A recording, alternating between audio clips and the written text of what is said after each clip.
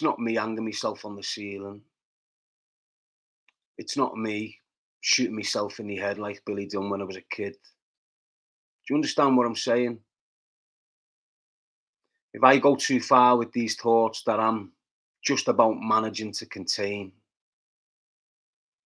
if I release them thoughts, mate, trust me, when I'm going on the streets of Liverpool of a weekend to spend time with my loved one and enjoy Liverpool, I'll be going in Liverpool to kill. I'll be killing. That's done to me what they've done to me over the last 5 years. If you don't believe me, look in the eyes. What the f*** you think you see in there?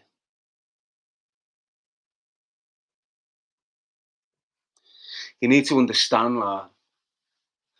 You need to understand what I battle. You know the type of individual that pay? Hey? Them two nasty, disgusting trolls from Scotland who were exposed 3 months ago. The recording where they're offering me money to target Attwood and his network of Masonic individuals. You heard the recording? I refuse to do it.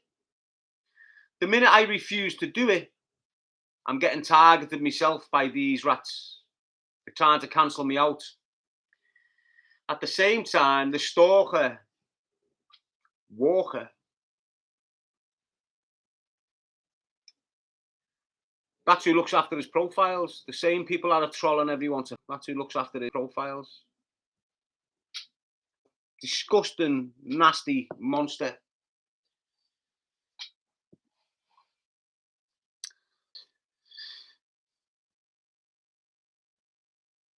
Yeah, that's what she was. She was the accountant for that kid in Wales. So that woman who cut their ears off was the accountant and looked after the money and the social platforms of healing in Wales. That's fact, lad. You can't come away from it. That's why they moved. That's why they moved, lad. You've got to understand why I get Dave and who started the pile off. Now, we're all caught up with these dickheads, you know, the trolls from Scotland, the trolls from the northeast. We're all caught up with them when really you want to look at who started all this at the beginning, who encouraged the podcast wars, who titled them, who gave them the name, who started it, and who got pulled in to complete the job of cancelling me out. You got the fat bellend from Glasgow who thinks he's the best podcaster in the world when he's absolutely crap. He got off, so he switched on me and tried to ruin me with the Irish and one-eyed monster Marvin, didn't he? That's who started all the bullshit years ago. That's who started targeting suspect Attwood over the cat. You know, that's what it all was. That's where it all came from, and that's how it all started, by that house rat trying to monopolise stuff to get himself into a celebrity status. And what you've seen him do since then, the fat Glaswegian dickhead, is try and make himself into a celebrity. You know, when he's had that boxing match coked off his face, he's sweating in false tan. He's from the bed like a big fat pig. What does he do? He goes and shouts a celebrity out for a boxing match. Did he reply? Did that Mark reply? Or has that Mark just looked at the situation for what it is?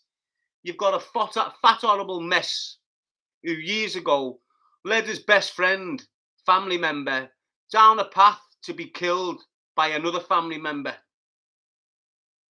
That's what he is. You know, we then went on to get with Kerry Snotowner.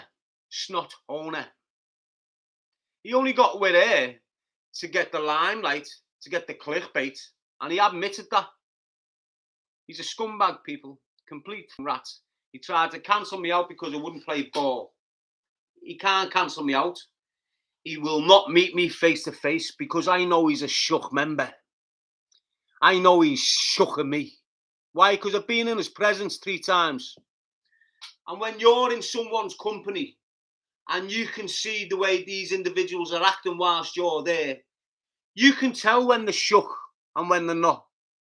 You know when these little rats are shook. Don't forget what he is. You know, he's just a weasel. And when he's begging me for an interview, and when I've gone into his company, he knows what time it is. He couldn't even sit straight for hours. Don't tell me he's anything. He's nothing but a fat. He tried to cancel me out for another fat house, Daniel Kinahan, and a dickhead crack smoking, spice smoking mong called One-Eyed Monster Marvin. My mind's always been on them. Yeah, you might have seen the Snake Pit. You might have seen Snitchy Bumberclart.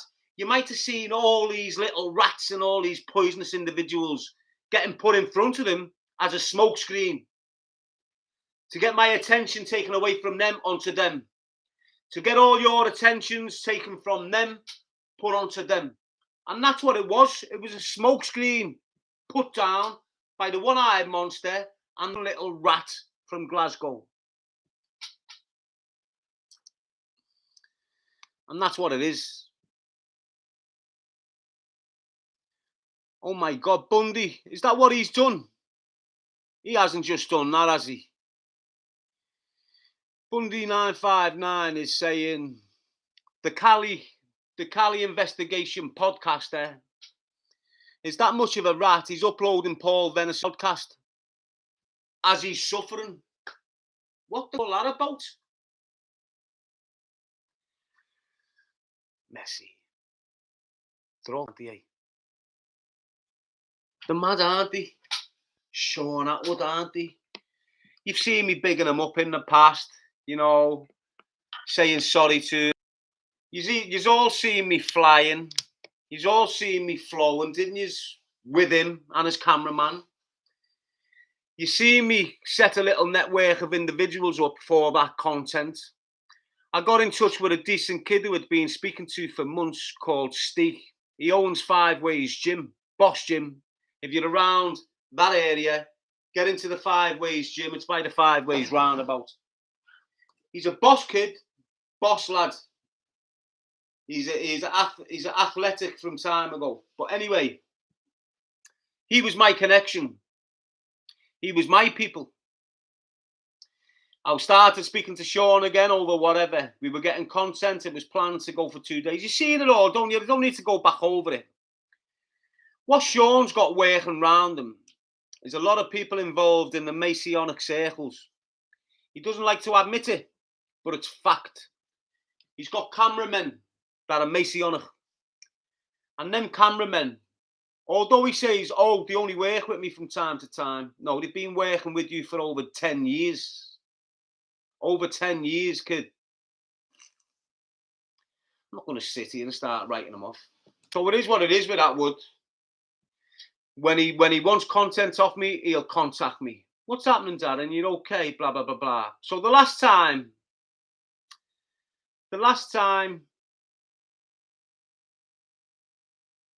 it's very naughty, lad. That's him in a nutshell for you. That's what he does. But look, the bottom line was this, lad. We were getting on. I'll tell you exactly what happened with Sean Attwood now. We were getting on. I put it to him, if you want some powerful content, get your mate, that doctor, who's a forensic psychologist, get him to put me through a forensic assessment on camera. From the minute go to the minute stop. Get him and we'll sort it. Now, me, being the man who I am, understanding what he's done to me in the past, understanding on not taking no risks with this lad, I turned around and said to him, okay, before we do that, Sean, I need some legal documents to sign that the content can't go any further than that room with that doctor and placed onto your site. He wouldn't do it. She got jobs on. What you've got now is his dirty little co-host. He's got a co-host. I call her dirty because when we were there, she had a piss in the park. Blato didn't dive over the fence. Psst. So I call her dirty for that reason. She's now continuously on the sly messaging Lady G. Now, because Sean Attwood and his partner have seen Lady G barefaced, every so often you've got Jenny ringing her, sending her messages. Don't worry, Lady G, your identity's safe with me. We won't tell no one. Like, we really give a... What are you going to do next year when Lady G is on this platform with me interviewing people? What are you going to do? Got no angle now, have you? Because you know what he does. You know what else he was doing that I was getting the blame for? And he put it across to me like he was helping me. Him and his network of people that he's got round him, anyone that was targeting me,